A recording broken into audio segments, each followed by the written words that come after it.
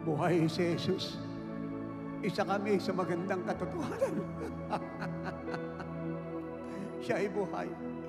Hindi namin pinilit magbago. Hindi kami nag-struggle magbago.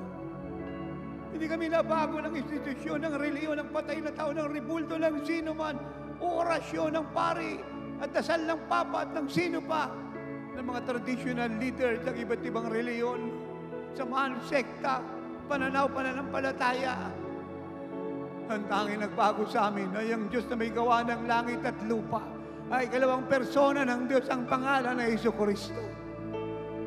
Na mahigit 2,000 taon ang nakakalipas, ay iniwan ng kalangitan, kinuha ang kalagayan ng isang tao, isinilang ng isang birheng babae ng pangalan ay Maria, lumakad sa loob ng 33 taon sa Israel, nagpagaling ng mga sakit, na may sakit at karamdaman, nagpala sa nagugutom, bumuhay ng mga patay, naglinis ng kitongin, nagpalayas ng mga demonyo.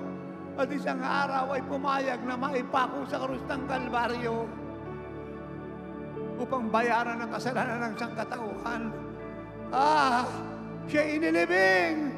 Pero kagaya ng sabi niya ng 5 ulit, mula sa kamatayan pagkalipas na 3 araw, araw ng linggo ng madaling araw, bago sumikat ang araw, siya'y babangon.